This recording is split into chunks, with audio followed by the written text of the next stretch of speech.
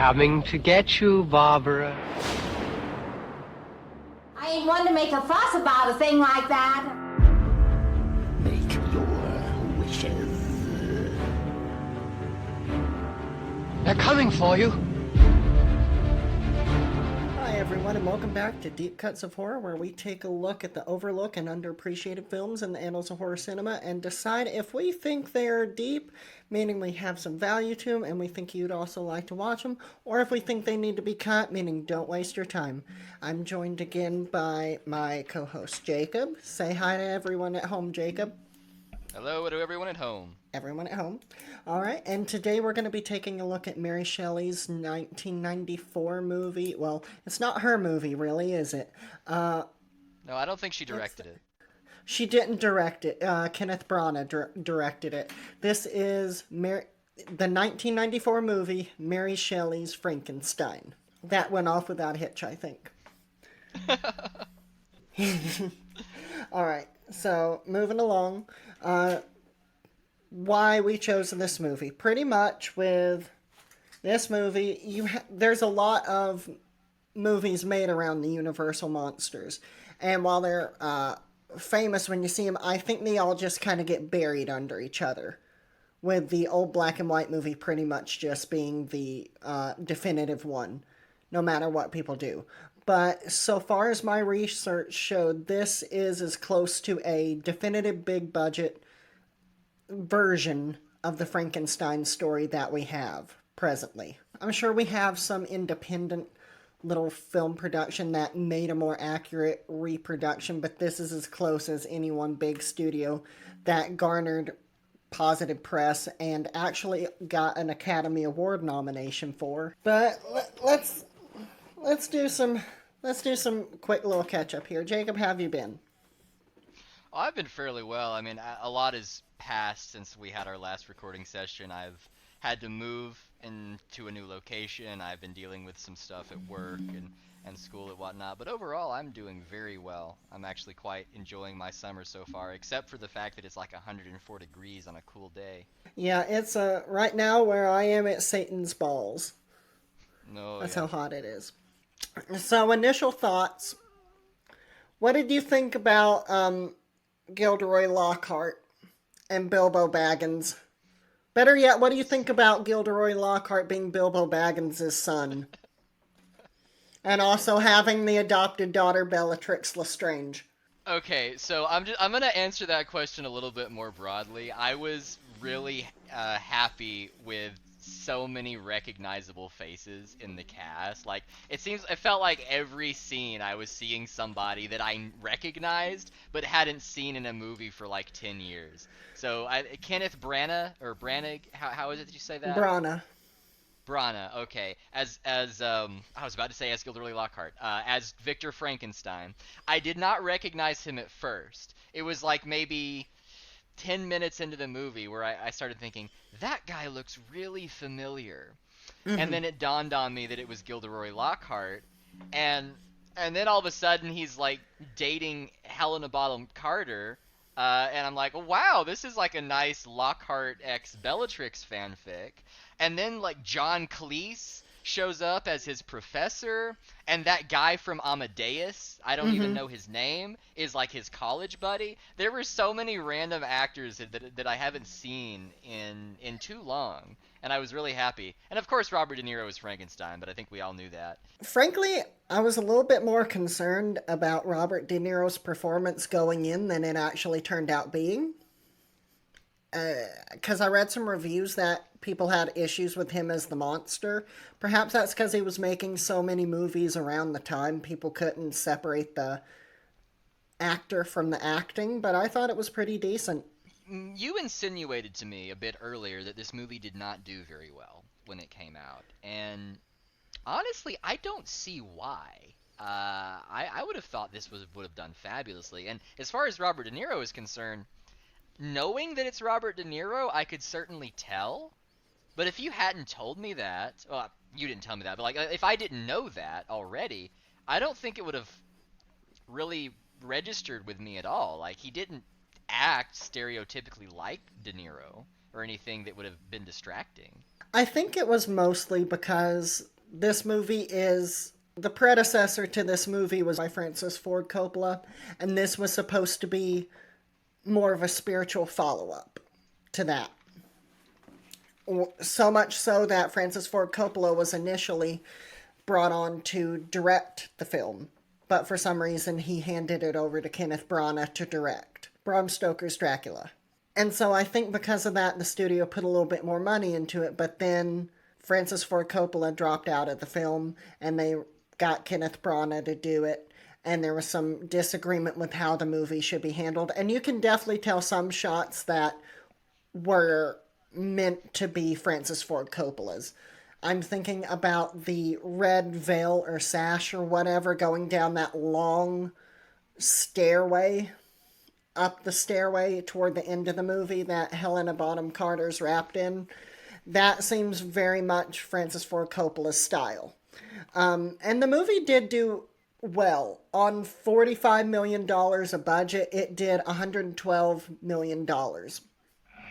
But you definitely don't hear much about this movie. At least I don't, in regard to Bram Stoker's Dracula, which, honestly, I was trying to compare the two, and both movies have their problems now. Namely, I can sum it all up in Keanu Reeves trying to do a British accent. And this isn't John Wick. What's his ass? Sorry, I'm just blanking on names today. It's not John Wick Keanu Reeves. It is Point Break, Excellent Adventures of Bill and Ted Keanu Reeves. He definitely just wasn't bringing it in. Let's see here. And that movie was made on a $40 million budget and brought in $215 million. So they thought this was going to be maybe I've got the numbers wrong, but that's better than Frankenstein did, is it not? Very much so. And with just a negative $5 million budget than the other movie had. So it's interesting to see that, and this movie was nominated for awards, but the only one it was nominated for was makeup effects, which I honestly don't think was too deserved. That was more, I think, of a pity nomination. Just because the makeup effects, they're good, but they're not anything spectacular. They're just stitched up body effects. Nothing that I would really write home about. Would you agree? I think that the makeup on Frankenstein was honestly pretty impressive. I mean, as far as the task that they were given, I agree with you that it's nothing to write home about. You just need to make a guy look stitched up and kind of mangy and burned a little bit. Like, it's not like some extraordinary display of skill. But for the task they were given, I really enjoyed it. And I commend them for not making him like this block-headed green guy with cogs sticking out of his temples. Like, if you were to show somebody a picture of this guy, they probably wouldn't say, "Oh, that's Frankenstein." They made him look unique, and I really liked the way he looked. Now, when Elizabeth becomes the bride of Frankenstein for like the minute and a half that that character is in the movie, I don't think that makeup deserved any awards. That was a little goofy looking to me. I think part of that also might be Helena Bonham Carter has more of an animated face than Robert De Niro does. Mm-hmm. So makeup just probably doesn't look the best on her with her skin type. Static is far more obvious, yeah. Mm-hmm. Yeah. I was really excited about this movie because it was supposed to be more of a faithful adaptation, and we read the book my senior year of high school. And for all of the things I liked about this movie, the one thing I really wish they played more with is the themes in the novel about who is the real monster and what makes mankind. Is Frankenstein the monster for creating the monster and having these ambitions and really no follow-through? Or is the monster truly the monster, even though he has no understanding of why he feels and does anything for the majority of the story because he was never taught any sort of emotional vocabulary. This is a little bit tangential, but I think it'll be important to address now. Let's get straight what we're gonna call these characters. So the Doctor is gonna be Frankenstein, right? Victor Frankenstein. Slash Gilderoy Lockhart. Slash Gilderoy Lockhart, yes. And Robert De Niro we're gonna call the monster. Does that work? The monster. Yes. Okay. Besides what the because even in the credits, if you notice, they don't call him the monster. What do they call him? They call him the creation. The creation. Okay, well that's fine. But in popular culture, the monster himself is often called Frankenstein. So I just wanted to try to help clarify the discussion before we get into it. Yeah, just for the sake of clarity. To your actual point, I am thrilled that you have read the book. Because to my shame, I'm normally a book purist, but to my shame, there are a lot of classics that I still have not read. And both Frankenstein and Dracula are among them. So as much as I would love to compare this to the book, I'm not able to. So I would love to hear your opinions on that. Well, I definitely think between the two, because I have read the two, I would probably recommend Frankenstein a little bit more over Dracula. One, because it's a little shorter. It's a lot more of a digestible read. Pretty much with the novel, they're both very similar in that they very much take on a letter prose. You don't necessarily get anything directly handed to you. It's almost like a scrapbook of reports and letters. Frankenstein is mostly letters and entries from his journal. And I think the movie tried to do that, but pretty much to me, what happened with it is the story felt like I was watching a compilation of 10-minute episodes. The story of the movie? Yes. Of the book? Of the movie. It just gave me that vibe because the scenes seemed to have their own tension and build in and of themselves and were very separate. Every scene didn't really feel cohesive of itself. But the book was really good because it explored these themes, and also it's the book that's pretty much the foundation of sci-fi as we know it. It was the first novel written to use those sorts of elements and being the modern Prometheus.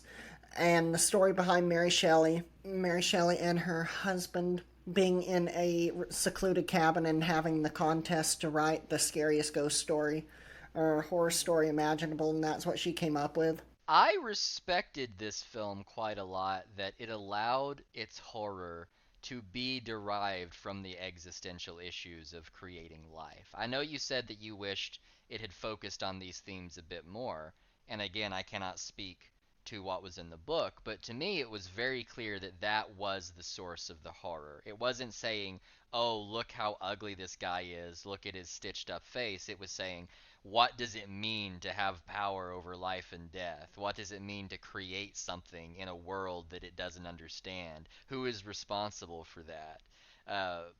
Honestly, I never felt like the monster itself or the creation itself was scary. No. It was the concept of science advancing further than it ought to that is scary. And in that regard, you're absolutely correct. That is in many ways the foundation of science fiction. It's funny you bring that up because I was watching a thing on, I'm just going to say it, not really much of an academic scholar here. I was watching something on TikTok, and they were talking about if you took the whole of the human existence, which was 300,000 years of human existence, and you condensed it into one calendar year, all the interesting things that would come up. So by about March, you would have the written forms of human writing on caves. And then about June, you would have the first actual formal civilizations forming up. Think the Mesopotamian Empire, those sorts of things, the actual cradle of modern civilization. And you think about the things of the World Wars, the Civil War, the American Revolution, all that would have happened in the last 5 minutes, or 5 hours. It's just crazy how fast we've progressed as mankind in terms of technology and what we can do. And it just seems to be getting faster and faster, double speed, like those compilation videos you see on YouTube where they speed up the song every time someone says the name of the song or says baby. As someone who reads a lot of fantasy and science fiction, something that is very common is that you'll have dynasties or empires or civilizations that have lasted for thousands of years. You know, some ancient Roman allegory reigned over this continent for 5,000 years before their disappearance or whatnot. And you get so accustomed to that that when you step away from it and then you take another look at your real world and you realize 2,000 years ago, like that's as far as we've been counting. You know, like as far as like BCE or CE or BC versus AD, like we are so juvenile in terms of a species. And we're It's still just making so many unfathomable. mistakes. Yeah, and like as you were talking about the rate at which we are going with these technological advancements, I don't want to sound like some shower philosopher or doomsayer, but it really feels like we don't have that much time left. I don't know. Like, where do you go from here without just blowing yourself up? Yeah, more on that if we're just going to go into the existential spiral. What do we actually have for the future? What are future generations going to find? You think a million years into the future, something or someone is excavating our remains of our empires. What are they going to find? Everything we have is on a cloud that won't exist. It might exist somehow if you can recreate all the systems, but probably not because all of our subscriptions will have expired. I'm gonna still be paying on my AWS account, I swear. I swear to whatever god you believe in, I'm still gonna be getting charged for my damned keys on Amazon Web Services. Those things will never go away.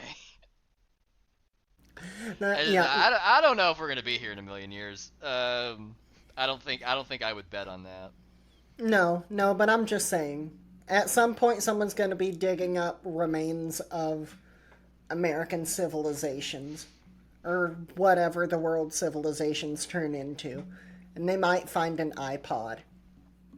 What's that going to be? What are they going to think that is? Because they can't charge it or do anything with it. I tell you what they're gonna find. They're gonna find my PS2. That shit's still gonna be around as well. Forget the iPod. iPod will break after 3 months. That PlayStation 2 is gonna be around longer than the cockroaches. You know, I have a PlayStation 2, and you're actually still right about that, yeah. And I still play Lord of the Rings, The Two Towers on PS2. It's a great game. Oh, That and Star Wars cool. Battlefront 2.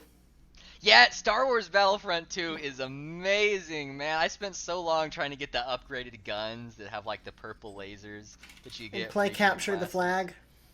Yeah, which my favorite map was what's the enemy one is where capture you're the like turret. storming the beaches? Of Naboo. Yeah, Naboo, like the Wookiee planet or whatever. Mm-hmm. Yeah. That was like the best map, I think.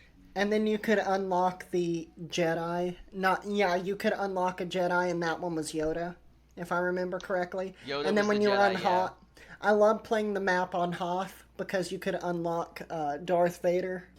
You could be Palpatine on one of them, couldn't you? Was it Coruscant? Yeah, I never played that map.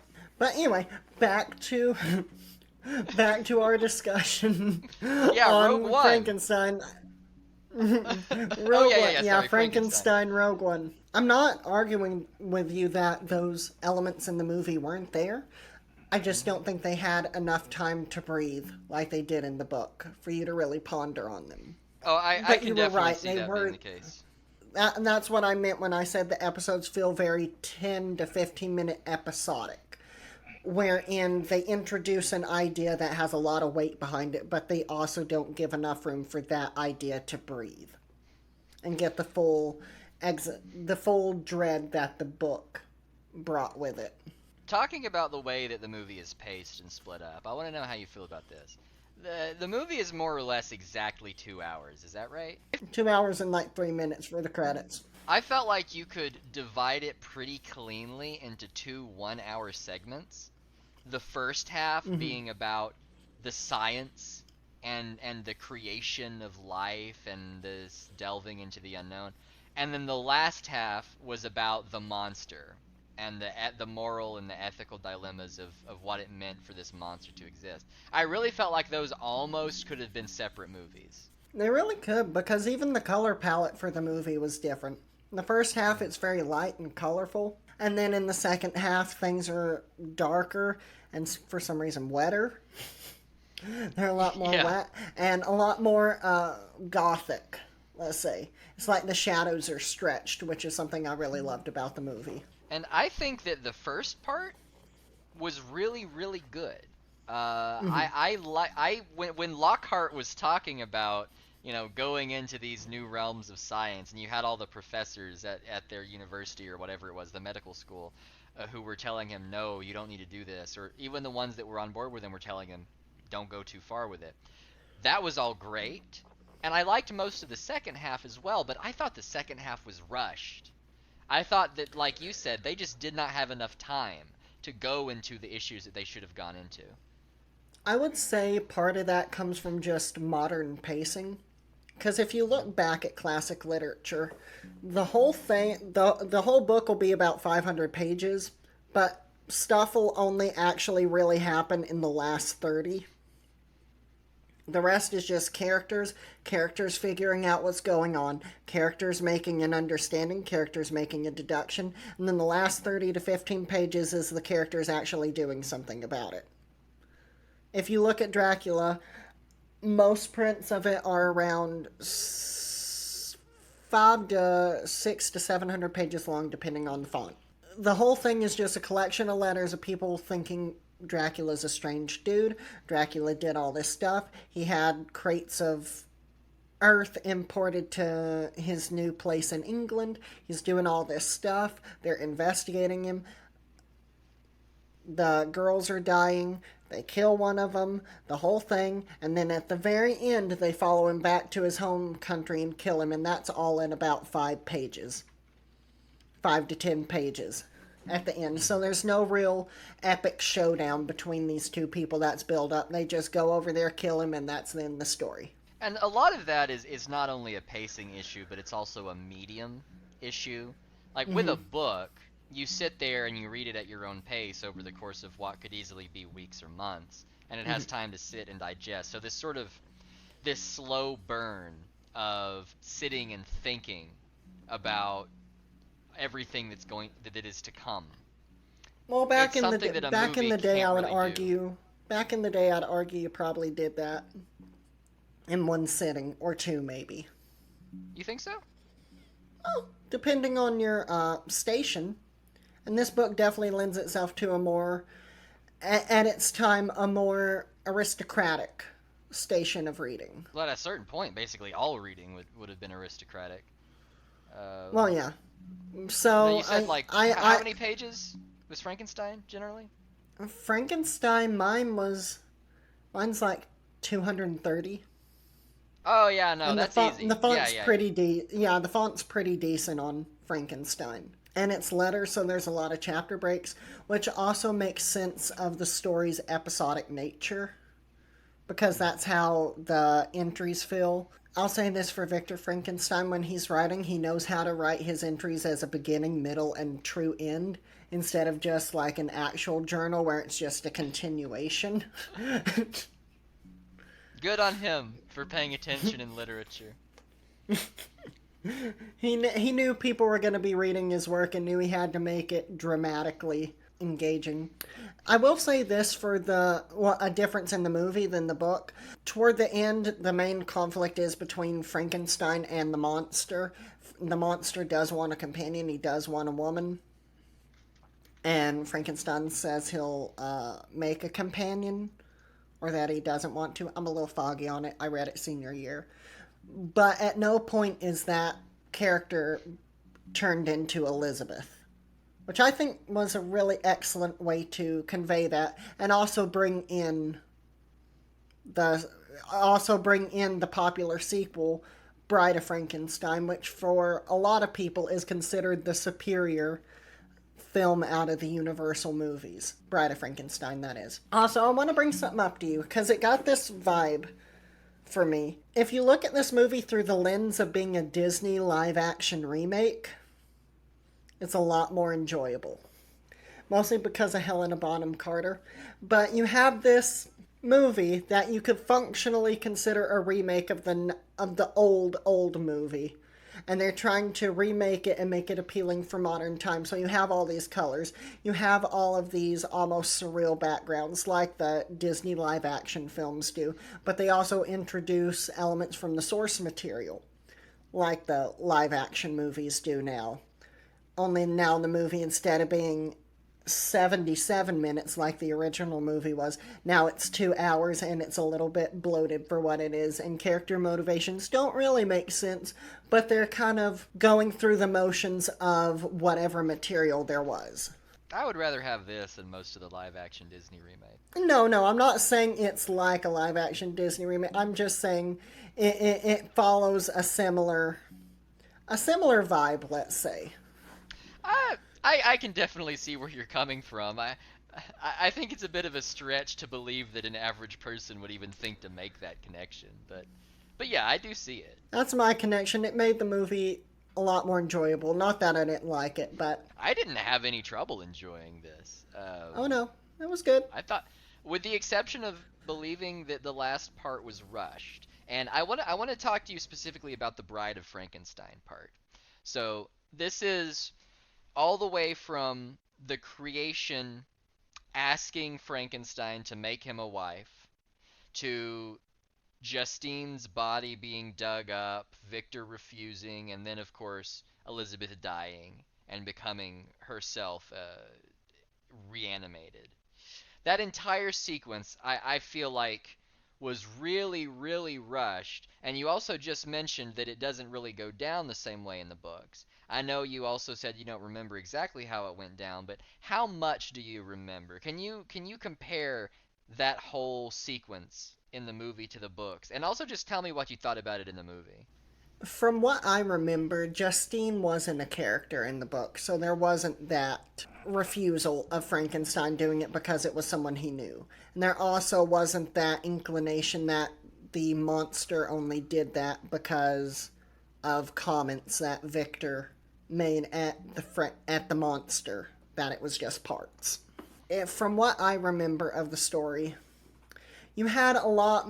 I'll say this: when I read the book for the first time, the monster came across as the first edgy, angsty kid because he has so much angst, and he didn't look like Robert De Niro at all. In fact, the book describes him as being quite beautiful despite his scars. And the whole of the drama of the story is Frankenstein has created this monster, and all the monster wants to do is be loved. And there's this idea that the monster really wants validation from his creator. And if he had that validation, nothing bad would have happened.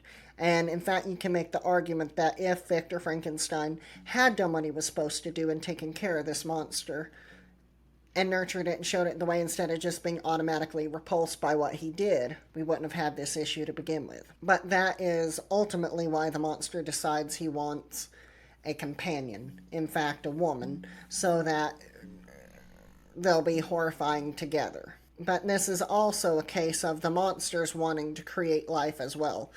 In the book, how it goes down is, I believe Frankenstein just doesn't want to create another life like that.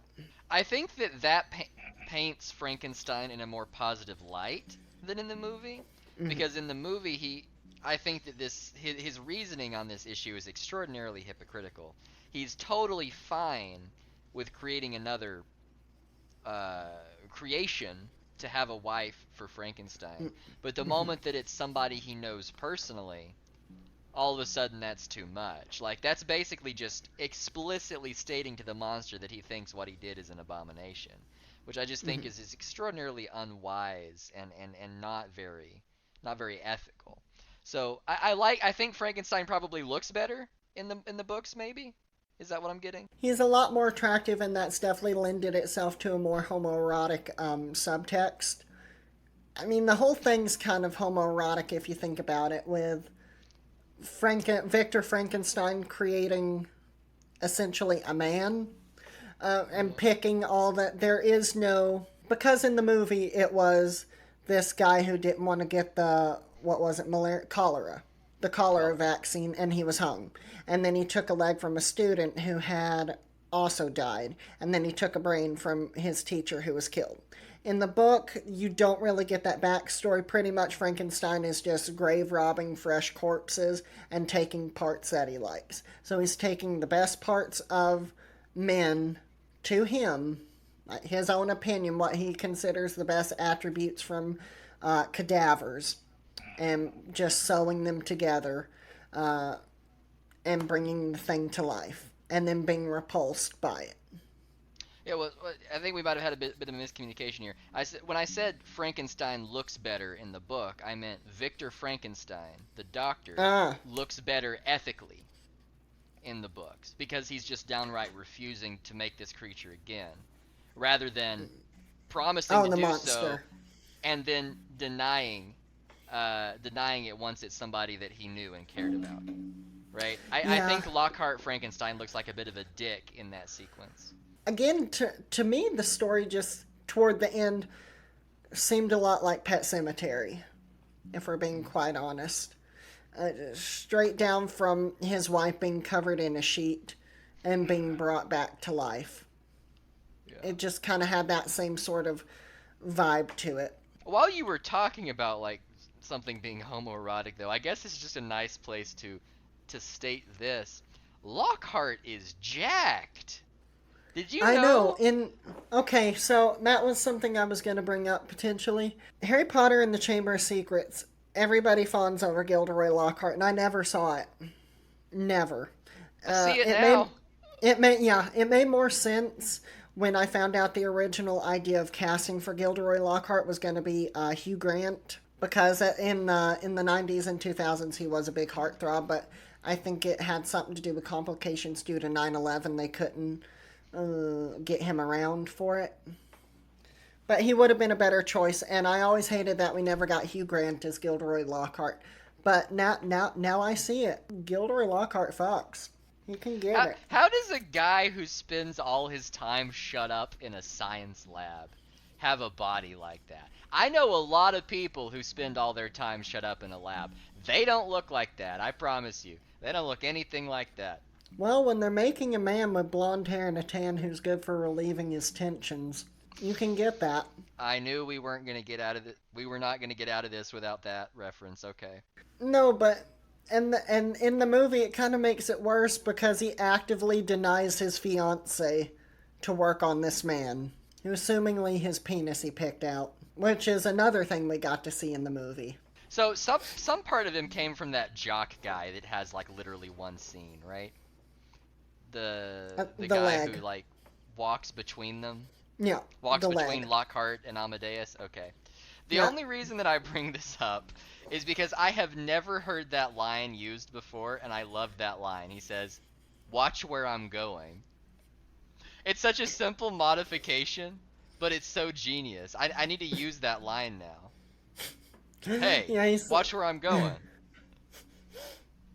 Yeah, and that was really good in the first half. I agree with you. The first half was probably a bit better than the second half. Probably because the book also just didn't have that much of a real dramatic payoff for a second half. The monster pretty much runs off and you have Frankenstein going after him in the northern wilderness.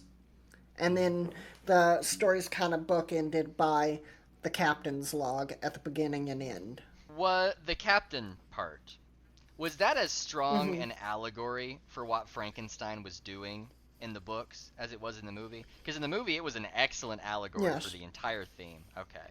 The idea of boldly man's hubris into exploring the unknown and trying to make great changes, and then the guy kind of realizing at the end, you know what, maybe this is a bad idea. Except at the end, Frankenstein doesn't die. He just kind of takes the body of, well, not Frankenstein, the monster. The monster doesn't die. He just kind of takes the body of Frankenstein and goes off into the wilderness. That's more powerful. So, assumably, he's still there. Yeah, I guess we don't really know if these things have a natural death? I would assume they do. No, because they're reanimated. Well, I mean, in the book Yeah, but and they're in the still- movie, they talk about how you can create something that continues living. Yeah, but the reason that we die natural deaths is at a certain point our organs and stuff just stop working. And he's comprised of human organs. The only science, and I say science in air quotes, is that he's been reanimated with electricity. So you would still have to think at a certain point his cells would stop reproducing, his organs would fail, that he would just die a natural death like anybody else. I mean, he does get winded. He does get winded, which I thought was weird. If he's just a reanimated corpse, would he really get winded? Well, yeah, I mean, maybe I'm mistaken, but he is alive. You know, he is comprised of dead parts, but he is alive now. It's not like a zombie type situation. Like, he's just a living thing. Perhaps it's just because the only real Frankenstein mythology I've had outside of the book is the original 1933 movie, The Bride of Frankenstein, and Young Frankenstein, which is a classic, and Alvin and the Quality Chipmunks movie. Meet Frankenstein. Did not even know about that last one. Don't really want to. Alvin and the Chipmunks Meet Frankenstein? Yeah, it was part of their double feature. They also did Alvin and the Chipmunks Meet the Wolfman. Yeah, Theodore gets bitten by the Wolfman and somehow he becomes sexier. Which, speaking of like this bizarre pseudoscience, there's a line somewhere, and I can't figure out where that line is, but at a certain point, this sort of hokey Victorian pseudoscience I just find really, really appealing and interesting. Like, if we go back to Telly on a Train, when they're looking through the viewfinder at, like, pictures of the Earth, that was just kind of stupid. Like, I know we talked about how the emotional impact of that scene was powerful, and I still think it was, but the idea that you can literally just analyze an eye to look at the images that it's seen, that was really dumb. But the entire scene in Frankenstein, when Lockhart and his family are like holding hands around the lightning rod, and then this single storm cloud in an otherwise perfectly clear sky comes by and like shocks the lightning rod, and they're all energized with static electricity. Something about that felt so magical to me. Like, I just felt like a kid watching these people It had go a out. real sense of whimsy, which is what made me think of the live-action Disney movie. I'm like, Yeah, huh, like that it's was whimsy. really cool. And so what I'm saying is, like, there's a line somewhere where pseudoscience goes from being stupid and annoying to really fun and magical. And in this movie, Well- it was magical to me. Well, we had this conversation watching Telly on a Train. They were using the knowledge they had at the time, but this movie actually benefits because it was written in the time, so the science that was used was actually probably what we'd have akin to modern science fiction movies when they try to explain things like time travel or interdimensional space travel. And it sounds real plausible because all the concepts they're bringing up are very novel of their time, which is exactly what this novel was. It was very novel of its time and used as real a science as we could, considering they were still using the phrenology head. When Professor Cleese has that monkey hand, or whatever it is, in his laboratory. The monkey's paw. Yeah, the monkey's paw. I think it's Lockhart who shouts, "We need to reverse the polarity." Is That was that a Doctor stupid. Who reference? I think it was. Otherwise, it was Okay. just stupid. I don't see how reversing the polarity would have done anything in that context. So I just thought that has to be a Doctor Who reference. Yeah, it had to be. In my head, I was thinking, okay, if it's hooked up to an electrical current, just cut the electrical current. Yeah. And then the hand will stop moving. Reversing the polarity is just going to continue the electric movement. And then the professor was acting like there was nothing he could do about this. Like, dude, it's a wire. Like, cut the wire if you have to. You can find another one. Or at any rate, it is a monkey's paw. You can cut the fingers off. Yeah. That is also a viable option here. That whole scene was weird. But speaking of the professors, I would love to attend a lecture in a hall like that, where it's just this one guy on a podium at the very bottom and just like rows and rows of I don't even know what you call them, like standing seats over a ledge. That looked so cozy and so interesting. It did, and one thing we should probably talk about is this movie has a great atmosphere. I'm sure all these sets and everything were picked out when Francis Ford Coppola was involved to direct because they scream his aesthetic more than Kenneth Branagh. And that isn't to downplay Kenneth Branagh at all, because he's been involved in some very terrific projects. So, okay, one thing I do want to mention is where I was probably getting the Disney live action-ness of the story is because he actually did direct the Disney live action Cinderella. Oh, And it that does have that very whimsical sort of vibe to it, especially in the first half. And as it gets here, it doesn't necessarily to me feel like a story of its kind. I feel like if you take away the existentialism, this could just be a Disney movie. Like I could see a Right. Haunted Mansion-esque attraction for it at Disney World or something like that. I could see Tim Burton directing an animated version of it. Yeah, and that's another. I mean, it's Helena Bonham Carter, and I was worried. Not necessarily worried. I was thinking, am I even going to be able to recognize her? Is this going to be the one movie where she doesn't have just whole strands of hair out of place? And I was wrong. I was wrong. There are plenty of scenes where she has just. It's like her beautiful curly hair is just tossed together in a bun, haphazardly. No, you look at some actors like Tom Hanks, for example, and Tom Hanks was in the Elvis movie we talked about earlier. And they Yeah, can he just taught kind of Elvis how to disappear. dance, yeah. Johnny Depp, you watch something and you're like, you don't even really notice that it's him, unless you're looking for him. Helena Bonham Carter is not that at all. She looks exactly the same in every single movie I have ever seen her in. But, yes, and that's something I wanted to ask you about. Do you think the ending was kind of moving for her because it was Helena Bonham Carter or because it was a character? Because I kind of felt bad for her ultimate demise. What, with her, like, combusting herself? Yes. Yes. And, well, I- let's can we also talk about how the whole house was made out of gasoline paint? Well, do you want to talk about that one first? No, you can go. And we'll just Okay, bring it okay. up. I think because to me that whole plot line was so rushed, it didn't really have any emotional impact for me. So, what I The would have movie really just wanted literally the movie what I just would've really literally exploded. what I would have just really wanted to see is like another 2 or 3 minutes of Frankenstein laboring over the decision of whether or not to bring back Justine. I don't want to see him make this decision out of repulsion. I want to see him really labor over the moral issue of creating another form of life. And not only creating another form of life, but creating it out of his dead servant. Like, I really Right. want to see him struggle with this.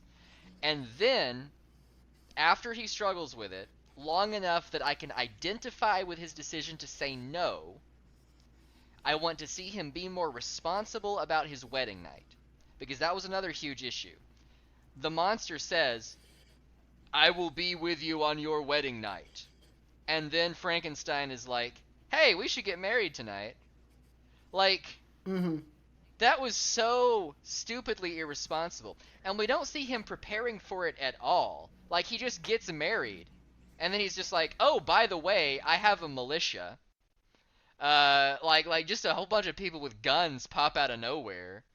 Even though he knows damned well that this monster has superhuman abilities. That was just so irresponsible. And so after that clusterfuck of horrible decision making, when we finally get to the point where Elizabeth is brought back to life, I don't feel bad for Victor. I don't really feel bad for the monster. And I don't really feel bad for Elizabeth either, because one, it's not really clearly established whether it is Elizabeth or whether it's just her body and the consciousness is something else. And two, she's only around for like a minute, and the only thing that her character does is look back and forth between Victor and the monster, and then just set herself on fire. Yes, I think that was supposed to establish that she had a newfound kinship to something that was of her own kind in the monster versus a muddled understanding of who she was before. But we also probably need to talk about how Elizabeth, when she's reanimated, isn't necessarily all Elizabeth. Because Justine's body's also there, and if you catch it, her head's also cut off. So I'm thinking this is just Elizabeth's head on Justine's body. Yes, it is. Which is stupid. I mean, it's like Elizabeth, I liked your face, but I like Justine's body better. So this is how we're gonna do this. Maybe she And had it's been like established a really he bad mole. can. she had a really bad mole. It just raises a lot of questions, making it someone you know. Because the idea of the story is it makes a completely new person. How would this not be a completely new person? I get it has Elizabeth's head. It has Elizabeth's head and everything. But why doesn't it change who she is as a person? It wasn't real clearly explained. And I agree with you. Having a little bit more depth in the scene where Victor is laboring over should he use Justine's body would have been nice, because it's as soon as he says no, it cuts to another scene. Just cuts to another scene, and you're just left as the audience say, okay, yeah, no, I guess that's as far as we go with it. And it's strange considering the person that wrote this script is a very well-known script writer.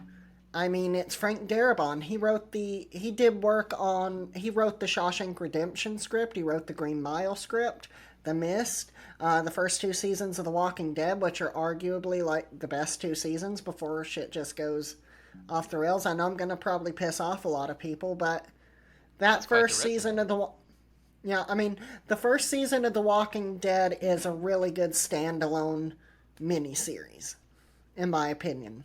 I find myself thinking that about a lot of popular series. Dexter, season 1, amazing. The Sopranos, season 1, amazing. A lot of people think season 1 is worse than the other seasons. I disagree. It's amazing.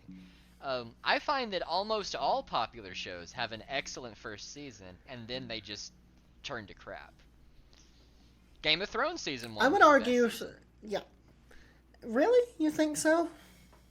One of them, yeah. I mean, it's got to be either 1 or 4, and I think that 1 is just so concise and so action-packed. Like, every single episode passes by, and the circumstances of the political situation have just completely changed. Like, you can name episode by episode, like the ending and something important that happens. After that, it just kind of all blurs together, and it gets really loose and sloppy.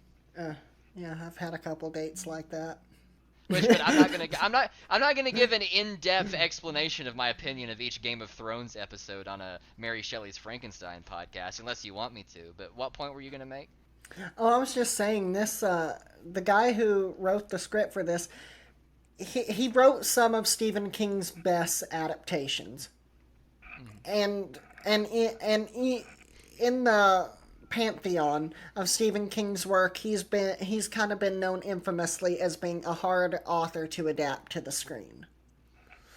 It just makes it interesting what was Frank Darabont doing that he was struggling to properly adapt this film from its source material. I want to say there might have been some studio interference there, because you don't get such good work. Oh, and he also he also was the screenwriter for Nightmare on Elm Street 3, which is considered to be the best of the Nightmare on Elm Street movies. So I'm kind of at a loss here why this team didn't yield better results.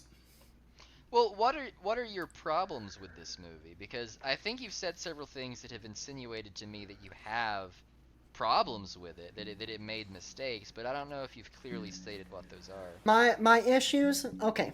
One thing, I really liked the atmosphere of the movie, even in the second half where things start getting rushed.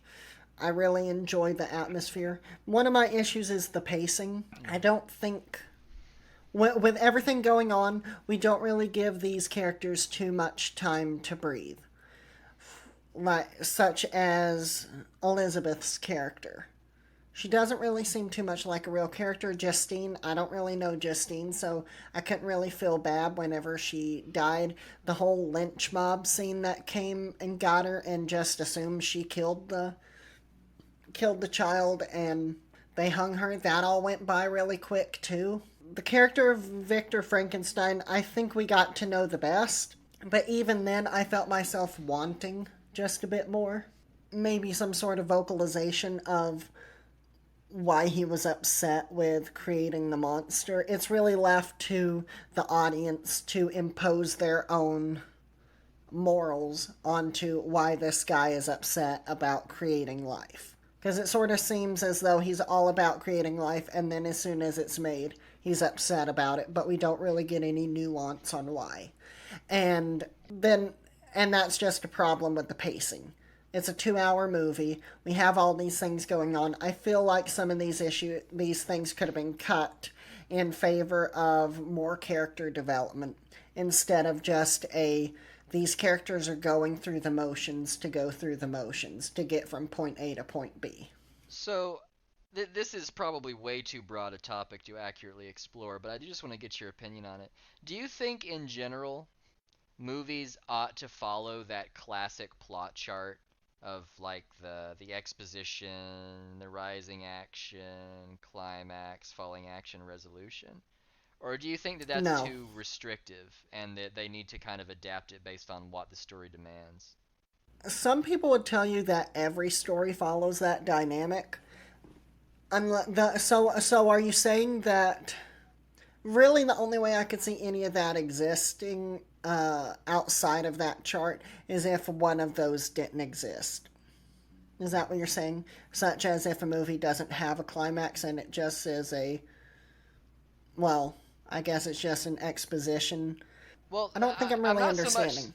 So I'm not so much saying that, does a movie need all those pieces? It's more so, does it have to be one chart, I guess, right? Because a lot of times what you see with a book is that books tend to be very long. I mean, at least much longer than movies. And so you'll have lots of different microcosms of the story that kind of follow that same chart. I mean, some authors, each of their chapters could basically be a short story with its own conflict and resolution. And what happens is a lot of times that you try to translate that into a screen and you have to scrunch all the pieces together so that it gradually ramps up into a single climax and then the movie ends.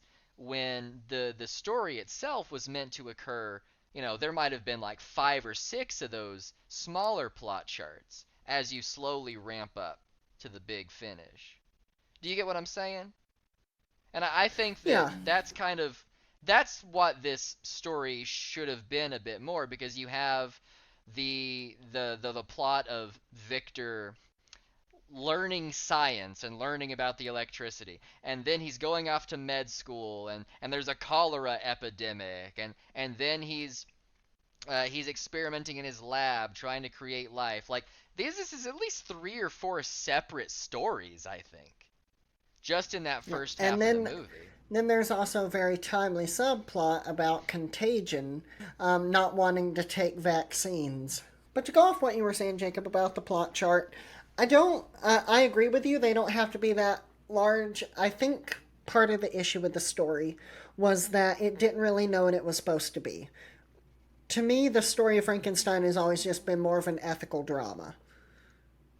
Frankenstein does something and then he has to deal with the repercussions of those things and also the moral dilemma. And you also see a fair amount of both sides from the monster's point of view and Frankenstein's point of view about why each one of them's right. And at the end of the day, I almost understand the plight of the monster more than I do Frankenstein. Whereas in this, it still kind of paints Frankenstein himself as a hero. So I think this movie was stuck between being more of a modern day drama, but it also had to be a horror movie because Bram Stoker's Dracula was a horror movie. As far as identifying with Frankenstein versus the monster, I think that they're both fairly identifiable. I mean, with the monster, you have sort of the birth of life. You have this creature that wakes up in a world that it doesn't understand. It's sort of resentful of its own existence because the world is full of suffering. It wants approval from its creator. It wants to understand why it exists. Like the existential and religious undertones are so thick you can cut them with a knife. Um, and then with Victor Frankenstein on this end, you have sort of the realization, the actualization of humanity's need to leave a mark on the world. Like, okay, I exist in this world. What am I going to do before I die? I want to leave the world different than the way that I found it. So I found them both to be very relatable motivations. They're just on opposite ends of the spectrum. You have a point. I'm just glad it was able to be conveyed in the film. Yeah, definitely. As opposed to... Yeah, I was just wondering about that, because the pacing just... Again, it didn't lend itself to breathe. You had a lot of beautiful scenery. In fact, I thought I was watching Lord of the Rings at some points. I didn't do enough research to figure out where this movie was filmed, but a lot of the wide shots when the monsters the creation is just walking around, gives me very much Fellowship walking to Helm's Deep. You mentioned something earlier that I was wanting to... Oh yes, ethical dilemmas. You talked about how a lot of the horror and a lot of the drama in this story revolves around the ethical dilemmas. To what extent do you think that can be conveyed appropriately on film?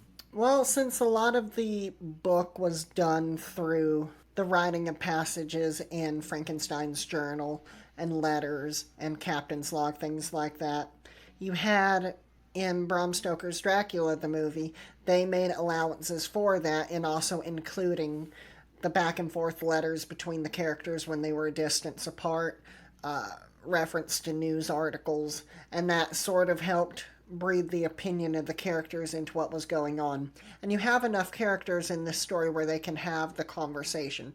Everything down to, in the book, I believe, Frankenstein and the monster have at least two separate, very civilized conversations about what the monster's existence means to both of them and everything going on. So, and it really does read like an angsty teen. The monster saying, "Dad, why did you do this to me? This is awful. I hate it here. I don't even want to be here, yet I exist." And you can tell in this movie the quotes that are pulled directly from the novel because they're a little bit more eloquent. And I just love that about the story. Yeah, novels can get away with people not really talking like people, which is something that I love, because when you look at some of the most beautiful quotes in literature, like especially classic literature, like the ones that you're referencing in Frankenstein, and The Great Gatsby, we brought up a little earlier, is renowned for having some of the most beautiful quotes in all of literature. But nobody actually talks that way. If you try to put that like into dialogue, you look like a crazy person. So, Yeah, but pretentious asshat. I did like that they included some of it, yes, because it is very beautiful. And you mentioned it coming off like an angsty teen. A lot of people would take that as an insult. I think. Oh no, I mean that in the best way possible, because that comes directly from the novel. Because that's exactly what he is. He has every right to be angsty. Why me? The world's against me. I just wonder if people might take angsty teens more seriously if they realized on the inside they look like Frankenstein's monster. Well, you gotta think they also have similar issues. When you're a teenager and you're going through certain turmoils, you are questioning your existence as a person, what it means to be a fixture in the world, and coming up into a life where you are going to have to contribute to this world, and especially if you don't come from the best home life, what it means to, like, what was my existence even planned? Did you even think about that one day I would have my own separate feelings apart from everything? Because that's also a conversation in the book. And it ultimately results in him just telling Victor, "You really didn't think this through, did you?" It's really a Jeff Goldblum, "You were so busy thinking about if you could rather than if you should." Which I think this goes back to an observation you made earlier, which is we don't get to see enough of Frankenstein rethinking his decision after he actually does it, right? It's just That's sort the of like pacing. this There's so many instinctive things repulsion. between, and I get as a visual medium, you're supposed to show, not tell. But a little bit of telling would go a long way here, especially letting us know because in my opinion, one of the best parts of the movie were the scenes where the monster was helping out the family in the woods. And that plays out sort of similar to the book, wherein the monster is hiding in a village and he's helping this family or a couple of families, and they're really grateful for him. And then when he comes forth, they're repulsed by him and run him out of town, but then he burns the whole place down. Perhaps it's a matter of simplicity too, because there's a famous scene in the original Frankenstein movie in 1934 that pretty much conveys all of this in one. A little girl is sitting by a lake. She's just tossing daisies in the water. And then Frankenstein's monster comes in, and little girl hands him a flower, and he starts tossing the daisies in the water as well. That goes well. But then he grabs up the little girl and throws her in the water. And then she drowns. She drowns, and it's just this monster learning. It's funny now, but in the psychology of the monster, he doesn't understand really the difference between life and death, because he himself in existing is this groundbreaking breakthrough, that bilateral understanding. I have never seen someone wax so solemnly over the nature of existence while staring with great hunger at a damned saltine cracker.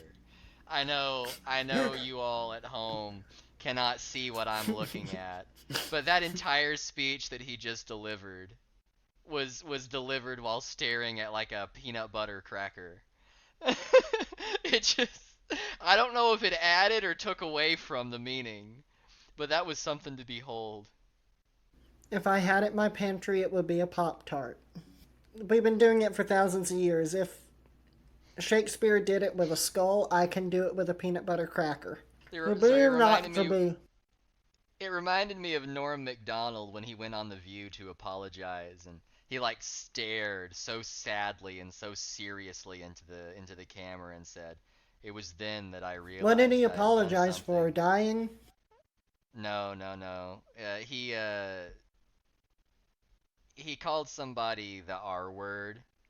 And Oh, then he went on the Howard Stern show to apologize for it, and he said, obviously I didn't mean anything restitute? bad by it. You'd have to have Down syndrome to think I meant something bad by it, and so he just made it worse for himself. So then he had to go on The View. But anyway, the point is, he was staring like so sadly and so seriously into the camera, and he said, at that point, I realized that I had done something unforgivable. And then he reaches into a jar on the table and pops a mint in his mouth. And just like solemnly chews on the mint as he continues to stare. Like you really cannot tell if he's taking the piss out of them or not. That's what your saltine cracker speech reminded me of. The saltine cracker waxing. Cracker waxing. Another thing we should That probably get sounds into like with an the story. innuendo. Cracker waxing. Yeah. It sounds like a Beverly Hills bikini salon. Yes, it does. I think that's a more wholesome interpretation of what that might mean. Should we also bring up the sort of incestuous nature of this story as well? I think so, definitely. Now, are you referring partly, I imagine, to Frankenstein being with Elizabeth, his sort of adopted Yes. sister? Yes. Yes. And is there another incestuous element? No, not really. Mostly it just becomes very apparent and very gross on their wedding night when they say brother and sister no more, now husband and wife. Like, right before they're about to do it. So it's clearly on both of their minds that they've been raised as brother and sister. Yeah, that's probably not the line that I would have used. On your honeymoon. Yeah, on my Really, honeymoon. really your honeymoon night. Like literally right when they're about to go to bed. Before they get interrupted. they make that connection. It's just Which one of I those think- things we all know, we're all thinking about it, but you don't have to say it. I think it goes into realms of like familial discomfort and affection that a lot of people don't really think about. What is it that makes sleeping with your sibling uh, unnatural or wrong? Is it just the fact that you are The children genetically that come close? from that.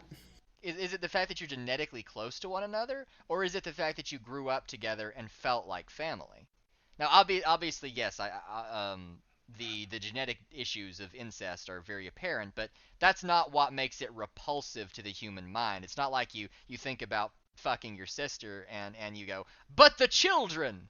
No, that's not For really the God's thought. sakes, won't somebody think of the children? That's not really the thought process that goes on there. So I feel like if you have somebody that you grew up with and you were extremely close to for your whole life, but they are not genetically related to you, that affection that you feel could very naturally turn into romance. So is that disgusting or not? I don't know. I just think it might just be one of Victor Frankenstein's morally aberrant steps down to basically necromancy, scientific necromancy, because it's a slippery slope. Yes, you have affluent family, step down from that incest, slippery slope, scientific necromancy. Incest, not even once. I guess it is a good situation to put him in to kind of force him to say, is this thing that I'm doing wrong? Well, maybe, but not really, so I'm gonna do it. So maybe that's as far as the literary purpose is concerned, I can see that. I'm actually more so just curious about like the real world implications. Like, is that something that we should think is weird? I don't really see it as weird, honestly, since they weren't related. They just make it weird. It's just something they make weird because every time they kiss, they do bring up how they were raised as brother and sister. At least in the movie. Probably in real life it wouldn't be so, but every time in the movie we see them together and they're doing something romantically charged together, they bring up how they were raised as brother and sister. And I get it's to hammer home that fact to the audience, but at the same time, why? I did not need that hammered home to me, frankly. It was very clear. Yeah, but Yes, there's from like this whole... from his mother saying she is to be your sister. You are to treat her as though she is a sister. And then they're kissing on the porch, sneaking. It's like, but we're family. And they talk about being romantic lovers. And then at the honeymoon, they talk about brother and sister no more, now husband and wife. Which, I'm not sure why you had to be married to stop considering yourselves brothers and sisters. I think you It's probably in title only.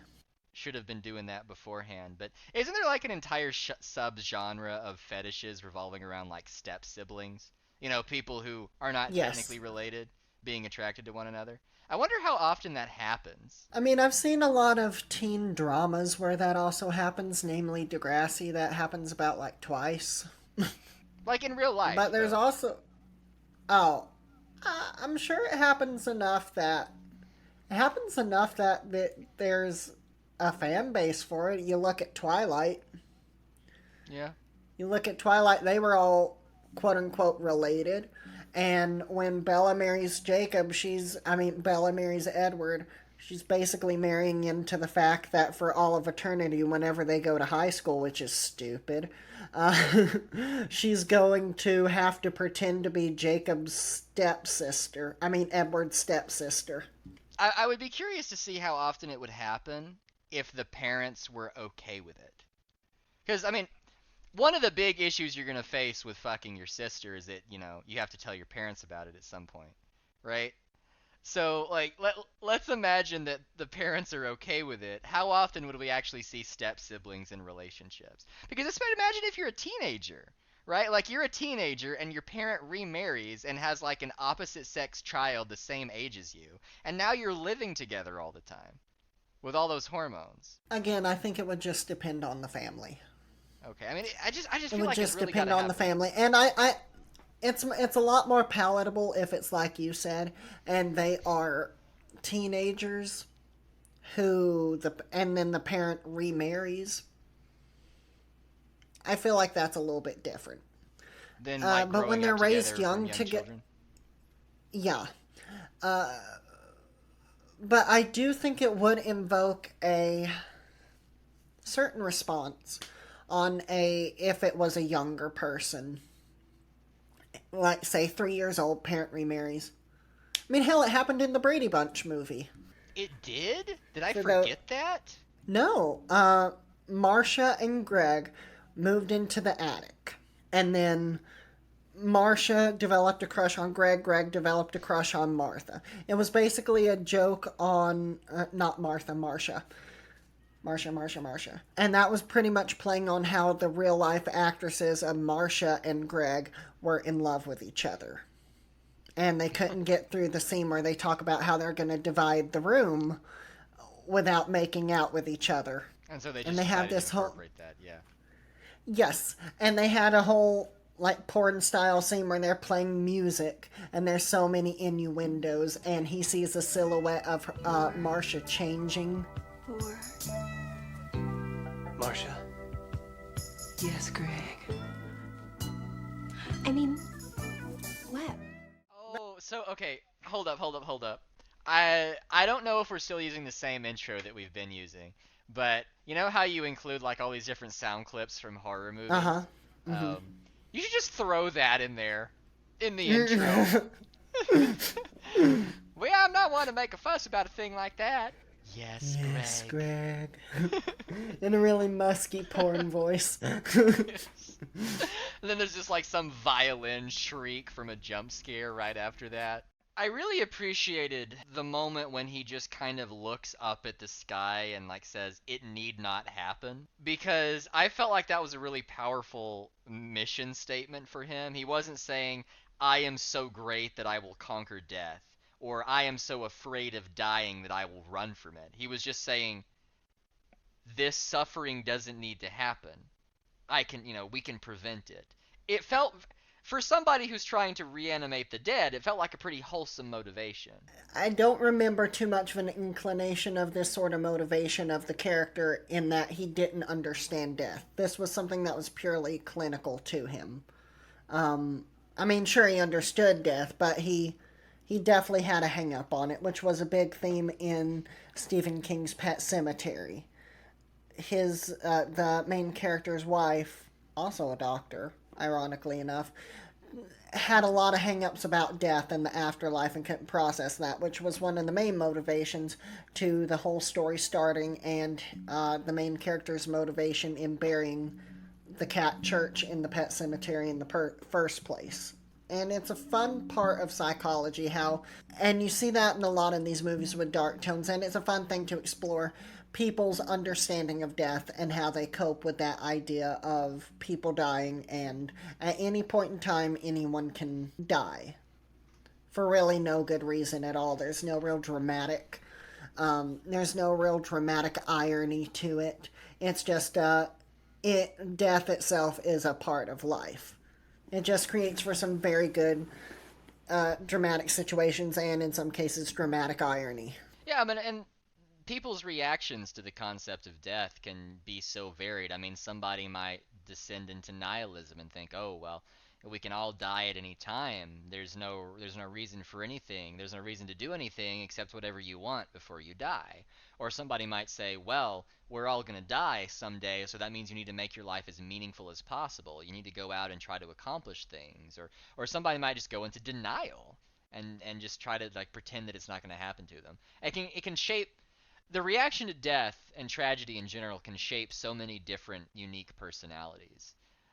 And if you watch the movie through that lens, you can almost see Frankenstein trying to do this as sort of a race against the clock before he himself dies. And in doing that, he trips up over a lot of the ethical dilemmas to doing what he's doing. In fact, he does kind of think about it for a moment, but then the person who's asking him to question that, his doctor who's a mentor, is killed.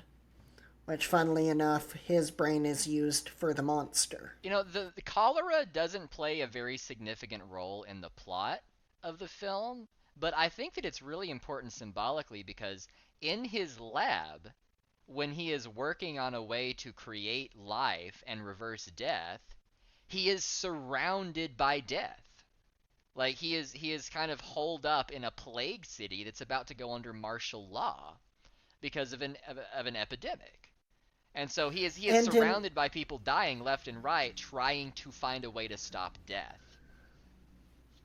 and in all of this death, well, in his pursuit of creating life, at his hands tangentially are the deaths of multiple people, just in creating one life. Any body count this creature develops is sort of Frankenstein's fault. Not sort of, it is very much Frankenstein's fault, because it wouldn't exist if he didn't have this aversion to the thing that he created. Is that what it says on Ted Bundy's tombstone? It's God's fault? Probably. But, I mean, you're right, of course. Transitively, anything that the creature does, it is, by definition, Victor's fault for creating the thing, to a certain extent. You just have to ask how much responsibility he has over the thing he created. I mean, if it was literally his son, you wouldn't go around saying, that's your son, everything he does is your fault. Even if you don't include the earlier people that the monster kills, you can probably include all the times the monster talks to Frankenstein and says, hey, if you don't listen to me, bad stuff's going to happen. And then said bad stuff happens and Victor just acts like he's shocked. See, I can't have any sympathy for people who do shit like that. Like, this man literally looks you in the eyes and says, if you don't grant me my wedding night, I will be there for yours.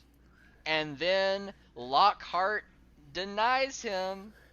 And guess what? The monster shows up and kills your wife. It's like, oh my god, who could have seen this coming? It was so unavoidable. And pulls out her still beating heart. Yeah, like, I can't believe this happened, you know? I think one of the things I was most thrilled with in the story was being able to separate Robert De Niro from the monster. Usually, if there is a big celebrity in something, I'm not so easily able to identify with the character as much as the actor playing the character, if that makes any kind of sense. And I was very surprised that I was able to detach that and just enjoy the movie for what it was. Or his performance, I should say. I'm trying to think of times where that becomes apparent. A lot of Leonardo DiCaprio movies, for example, especially his late stuff, I really can't enjoy it so well because I just see Leonardo DiCaprio or Tom Cruise in the new Top Gun. I don't see his character when I just see Tom Cruise. So I feel like that hinders my enjoyment of the film a little bit. Tom Cruise, Leonardo DiCaprio, and Tom Hanks if he's not wearing makeup of some kind. I see them. I do not see whatever character they're playing. But yeah, I was never distracted by Robert De Niro. And like I said at the beginning, if nobody told me it was Robert De Niro, I don't know if I would have made that connection. And I mean, frankly, as Frankenstein's monster, I'm not sure he has many opportunities to act like Robert De Niro traditionally would. That's what I was worried, because I read a review saying it was just Robert De Niro doing Robert De Niro, so I thought we were going to get a bunch of, like, Italian, him saying fuck a lot. Threatening I would to like kill to see that. Beat your fucking face in. Some weird mafia thriller with Frankenstein. The god Now listen, Frankenstein. You're gonna have all the body parts here by tomorrow morning. Or me and the boys are going cracker waxing. You understand? You've come here on this, the day of my daughter's creation, and ask for a favor. Yeah, if a review legitimately said that it was just Robert De Niro being Robert De Niro, I don't know what they're talking about. I want to see what I think they're it did watching. How many times does Robert De Niro play an undead, reanimated corpse? Oh, I really hope that the version of the movie we both saw is like an edited version in post, and the original theatrical release, it was just like straight up Robert De Niro. Like the butthole cut of Cats? Yes. Bash your fucking face till you make me a bride. One could be a bit confused. If you don't grant me my wedding night, I'll be there on yours. I just thought he was gonna fuck the doctor. Communication is very important. Oh, that reminds me of this stupid little skit video of the Jonker. You know about the Jonker? No. It's like this senile version of the Joker who keeps prank calling Batman with jokes that don't make any sense. And at one of them, he calls Batman and he's trying to tell the Prince Albert in a can joke, and Batman's like, "You mean the dick piercing?"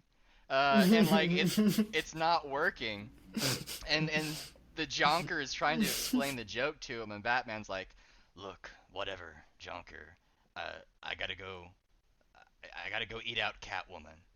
And then the Jonker says, "Lucky bitch," and then hangs up. And it kind of leaves you wondering, wait a minute, is he jealous of Batman or is he jealous of Catwoman? Oh my god, that's so dumb. I know, so I know that was a bit of a tangent, but it's the same idea. It's like, No. wait a minute, are you threatening to kill my wife, or are you threatening to fuck me? I really need to know the difference. I need to know which one you mean. Are you killing my wife or are we fucking? I don't... Yes. The only two things I know Robert De Niro from really is Meet the Fockers and Stardust. It would just be so funny if Robert De Niro's Frankenstein just has Victor hooked up to a lie detector machine, and then for some reason Barbara Streisand is also there and Ben Stiller. You know, I that's not really the first thing I think about when I think of Robert De Niro. But you've seen a lot more stuff with him in there. I know you have. Speaking of the Joker, he was in the Joker movie. You remember, as Murray? Yeah, I didn't like that movie. Hot take. Really? We need to talk about that sometime. Sorry about it. Yeah. He was in Limitless as, I don't even remember his name, that businessman. And of course all the Scorsese films. Oh yeah, I mean every Scorsese Godfather. movie. Yeah. I saw The Adventures of Rocky and Bullwinkle where he played Fearless Leader. I saw This Boy's Life with, sorry, I am now on his IMDb. I saw This Boy's Life with Leonardo DiCaprio. That was a good movie. Has he been in something else with Leonardo DiCaprio? Probably. I think he played like... I think he played Rose on Titanic. I thought that was him. He did such a good job in that. I know, you wouldn't even know he was a 50-year-old man. You would have thought he was born a woman. Yeah, this whole time Kate Winslet has been Robert De Niro. Of course, that wouldn't have made any sense, because if he was a man, then, he could have just swam in the ocean. Yeah, because he's a man. Men can swim in subarctic temperatures. It's no problem. It is known. So, we're about... This is a medal bit in the Boy Scouts. We're about an hour and 49 minutes into this, and we haven't went over the plot. I don't think that's a problem, honestly. Come on, guys, it's Frankenstein. You know the story. Man creates monster. Monster hates man.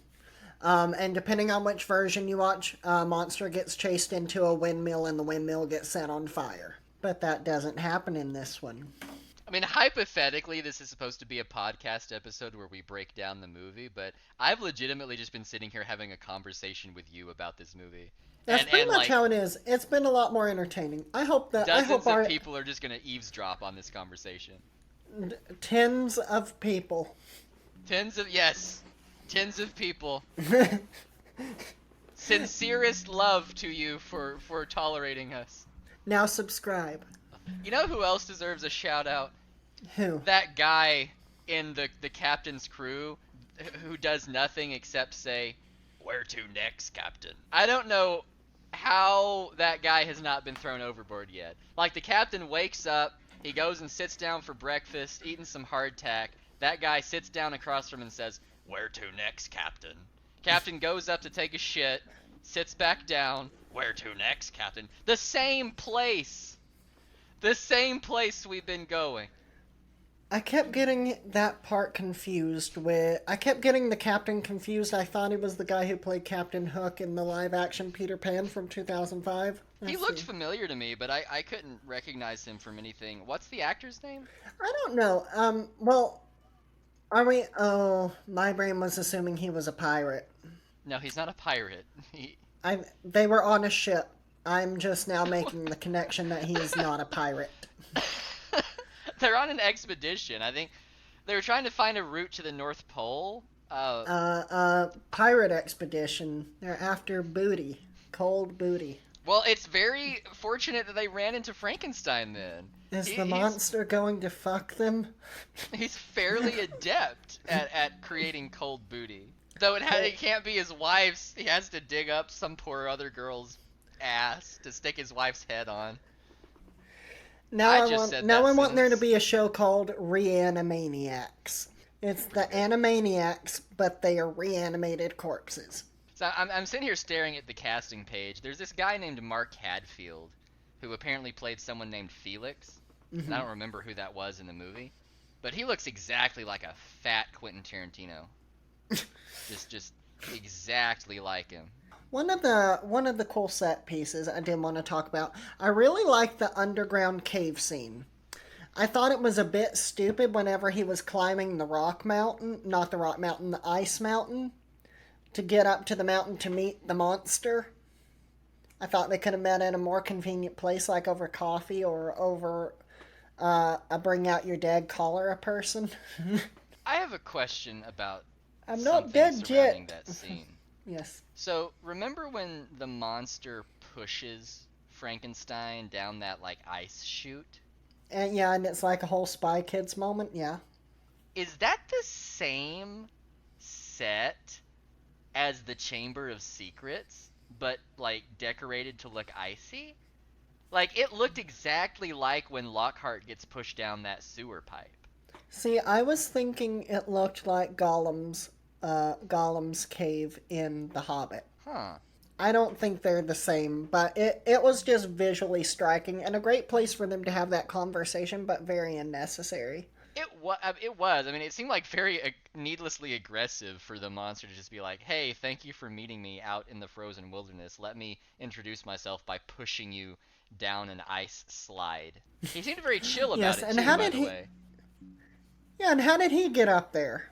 How did he? Well, where that scene starts is he climbs up the ice mountain, which sounds terrible, and then somehow the monster is on a jut out above him, and he jumps down and pushes him, and I'm thinking he's pushing him into like off the mountain, but no, he pushes him down a slide. Did he make the slide? I doubt it. That would be needless. I mean, I'm sure that but Lockhart it just makes is you tired wonder, of why being is there a pushed- slide? pushed down like Pushed dark down holes? tunnels. Yeah. Which also, you never really see the planning. Do you of live these sorts here? of things. Because it always No, just works no. out perfectly, the timing in the movies. But think about it from the monster's perspective. Was he like crouched behind a bush or something? Like when Victor gets up here, I'm gonna push him down this slide, and he just keeps checking his watch. Like, how does this work? Yes, because he never really gives him a time either. He shows up and says, meet me in the mountain, in the ice river. Yeah, meet me in the ice river. And then he walks away.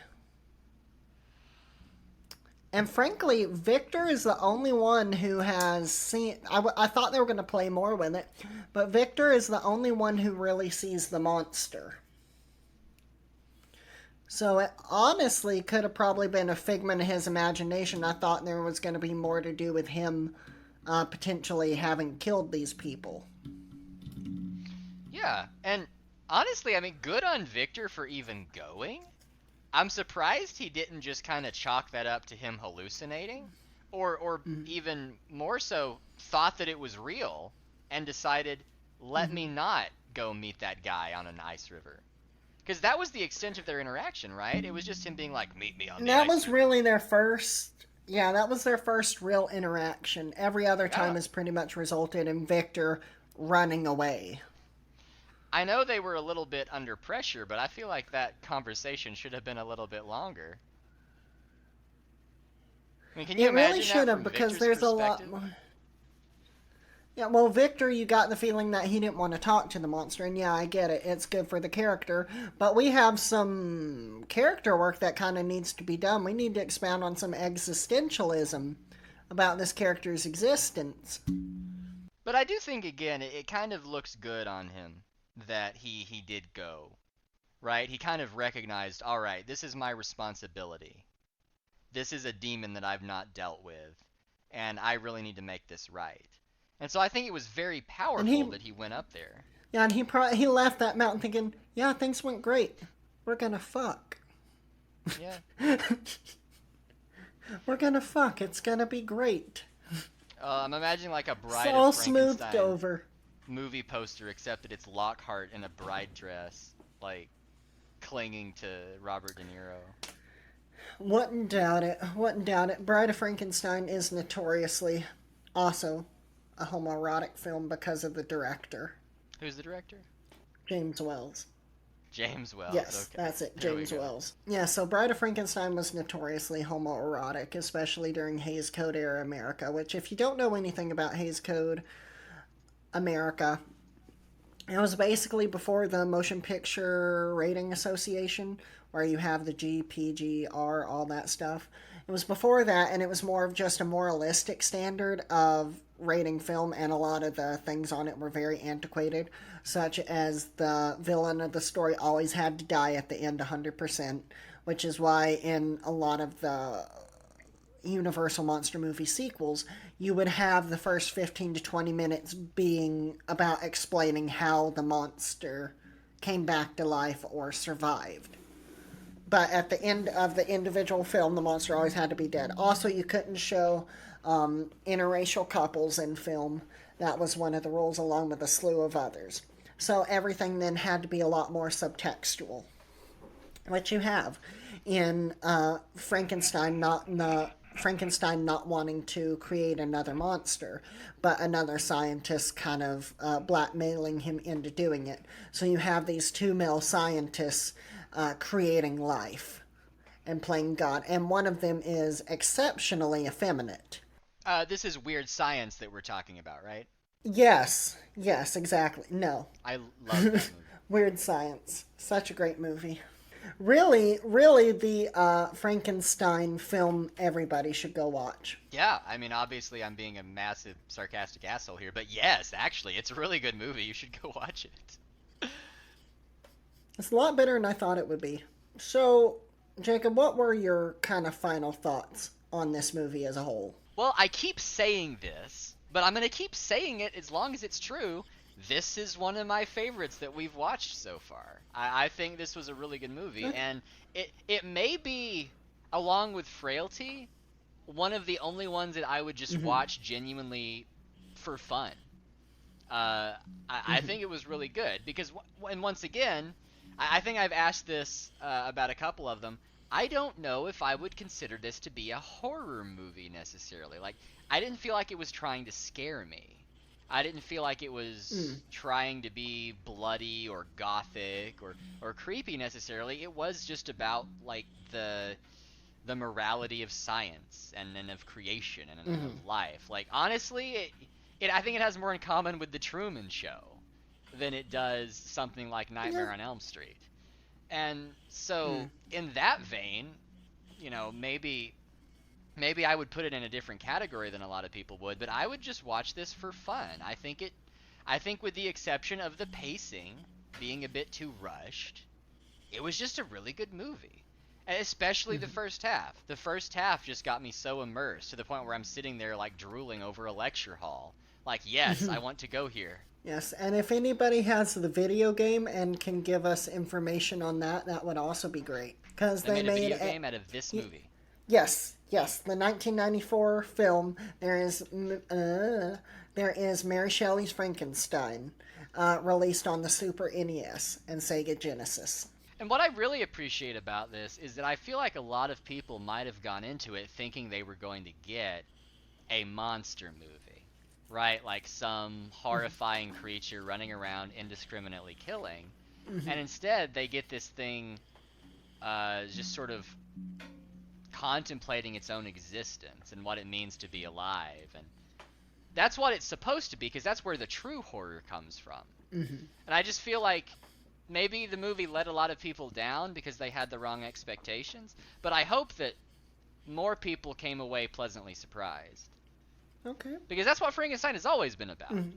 It's not about, like, Boris Karloff running around strangling people. Now, I will ask you, because there's so many of these Frankenstein movies, how do you think it compares to other Frankenstein-esque media? I'd say it's the best that I've seen, but again, like, I don't have the entire wealth of cinema at my disposal. One comment you made at the beginning, you were talking about how all these monster movies, they tend to pile on each other and bleed together. And I think that's very true, especially for, like, the big ones like Dracula. It's like, how many Dracula movies are there at this point? I don't even know. The work's in the public domain, so anyone can make a Dracula or Frankenstein movie. But I think this is the best one that I've seen. Like, and again, having not read the book, I can't compare it to the book, but if you had told me that this was just like a word-for-word recreation of it, I would have believed you. Like, this felt more like classic literature to me than it did a monster movie. Well, I liked it. I know I've sort of harped on it a bit here, but I did enjoy it. If you separate it from the book, it has its minor differences, but I think cinematically it does a good job at trying to do what it's trying to do. The costumes are really excellent. You really feel the period that they're in. And I really like the actors. This is another movie I'd say where you have these familiar actors that I really love seeing. Namely, I don't know his name, but Bilbo Baggins. I just like seeing him. For some reason, it just made me, every time he was on screen, I felt very comfortable. It was like I was watching The Hobbit all over again. And I do enjoy the story, and even though it doesn't go as in-depth as a novel, I do like getting more into the psychology of the monster and the doctor, and getting to see how this plays out more on a psychological level than in just big scary monster rawr killing people and stupid. And I think it was a very smart choice. I know we haven't talked about it, with the monster being able to speak in this one. I think a lesser production would have just stuck to the monster going rawr, and I'm very grateful that this movie didn't. And there's a couple moments where it's a bit cheeky, and it mentions, or at least plays off of, the other works, such as the Dr. Frankenstein saying, "It's alive, it's alive." That was a bit phoned in, but again, it was kind of cute. I'll give it that. I think my biggest complaint with that sort of thing is in the very beginning when the captain asks Victor what his name is, and he just kind of looks menacingly, or I guess ominously, at the captain and said, "Victor Frankenstein." Like it means anything? Like, the captain doesn't know who the hell Victor Frankenstein is. The average person in this world doesn't know who Victor Frankenstein is. You're just saying that for the audience. Like, it's so cringy. I believe with that scene, and this is something I kind of want to touch on, our little title sequence. I believe initially that was supposed to be the title sequence, but they did that earlier in the film. And for some reason, the title sequence really misses the mark for me in setting the tone, because it says Mary Shelley's Frankenstein, then you get the sound cue that's like da-na-na, and it just seems like we're going into a Star Trek intro. Because of the music, I'll put a clip in here as well. This is my reminder to do that. And then you get Helena Bonham Carter doing a voiceover in the tone of Mary Shelley, talking about kind of writing the book and why she did it. And I believe that's also included in the book as well. Because that story of the creation of the story is just as important as the actual story we're talking about. Yes, and I did appreciate them having that clip at the beginning. Well, it also, you might not know this if you haven't seen it, it was also kind of playing off of a theme of The Bride of Frankenstein, which The Bride of Frankenstein, the movie, opens up with Mary Shelley and the two other people that were with her talking about telling the scariest ghost story. And from there, The whole movie is basically a framing device around her telling the story of the Bride of Frankenstein. It's weird that she chose to tell the story of the Bride of Frankenstein instead of Frankenstein, but whatever. I'm gonna tell you guys a ghost story, but it's a sequel. The second part, why? Because there's already established characters. It has a strong IP. I gotta capitalize on my brand. It's less of a sequel and more of a requel. More of a reboot-quel, or a reboot-quel, if you will.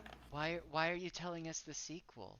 To make you ask questions. So here's the story of Friday the 13th, Part 8, Jason Takes Manhattan. And already you're asking, who's Jason? What does Friday the 13th have to do with it? Why is he taking Manhattan? Is he some sort of a lord? Lord Jason has invaded Manhattan. It was a proprietary land deal. Oh, I really wanted more Monty Python references in this too, especially with the Bring Out Your Dead. Were there any? No. I didn't think there were, but yeah, Bringing Out Your Dead, they probably should have thrown that in there. They threw in reversing They could have the reanimated polarity. they could have at least made the little creature arm a reanimated rabbit that bit people. I think Bring Out Your Dead would have been more appropriate than the rabbit of Caravan Hog. Although, you know the noise that they put, the little sound clip from Monty Python and the Holy Grail when that happens, and I'm sorry, just cut this out if it sounds horrible, but it goes something along the lines of like, "Nyeh." You know what I'm talking about? Yeah. They should have done that when the monkey's paw grabs Amadeus. That would have been great. So Bilbo Baggins, Gilderoy Lockhart. We've only called Helena Bonham Carter Helena Bonham Carter. We couldn't I called her Elizabeth like Bellatrix once. Lestrange. Yeah. And Bilbo Baggins Wolfgang and Amadeus. King Arthur. And Robert DeNero. And and Robert De Niro. I Robert think De we are Niro degenerating. is the creation. I think we're Yeah. degenerating. Okay, Do you have so any it's final thoughts? I already said my final thought. I did enjoy it for what it was. It wasn't the faithful adaptation to the source material I wanted, but as a period piece of Frankenstein, I really did enjoy all the efforts that were made. I still wouldn't consider it as good as Francis Ford Coppola's Bram Stoker's Dracula, but Kenneth Branagh's Mary Shelley's Frankenstein is also a good runner-up if you want to do a double feature. So, on that basis, Jacob, do you think this movie is deep or should it be cut? Deep, all the way. I really Deep all the enjoyed way? this.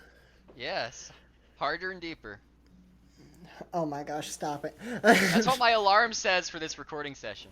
Dude, it's been 3 months. I had to rename it. It used to say deep cuts. Now it says harder and deeper. But yeah, final thoughts. The movie was good. I really liked the cinematography. I liked the costumes. Pacing was a little slow, but on that basis, I'm going to say it was also deep. And I can say my experience was enriched by it, especially if you automatically kind of dismiss a film because it's a part of the pantheon of Dracula and Frankenstein and the original monsters, which you already know their story. I'd say this is still an enjoyable time to have, even with that understanding. Even if you think you know the story, you'll still be pleasantly entertained by this. I can see why it turns people off thinking that they already know the story, but in my opinion, when you have a story that is so well established, it takes a lot of the pressure off. You don't need to worry about telling the story as much as you do telling it well. If that makes sense. I think my aversion to this, just a bit, was that it was wanting to be a definitive version. And you see that now where a lot of the Frankenstein movies or Dracula movies are, it's Dracula, but he's in modern day. Or it's Frankenstein, but it's from the point of view of Igor. You have to have sort of a spin on it. Just a movie that's Dracula or just a movie that's Frankenstein you might not want to see because you already know the story. See, but to be honest with you, those are the ones that put me off, is the ones that are trying to do some quirky spin, rather than just telling the damn story. But I still enjoyed Young Frankenstein. Oh, yeah, well, that wasn't a quirky spin. That was just a hilarious Mel Brooks comedy. Frau Brucher. Hi guys, well I think that's it for this week's episode. If you would, go ahead and subscribe to the channel and leave us a review, 5-star rating as well, and go ahead and follow us while you're at it if you like the show. Also, if you like the show and you want to stay in touch with us, you can follow us on our social medias at Twitter and Instagram at DeepHorrorPod, and you can also email us recommendations to deepcutsofhorror@gmail.com. Guys, we have something very exciting in store for you. The next 3 weeks, me, Martha, and Jacob are all going to be taking a look at the Stephen King Forgotten Gem, Rose Red. Now, that is going to be for the next 3 weeks, so make sure you don't miss it. We're going to be reviewing every night of the original syndication of the miniseries. So we're super excited to bring that to you. So make sure you follow, make sure you tell your friends. It's going to be a big event. We're really excited about it. And until next time, guys, stay spooky.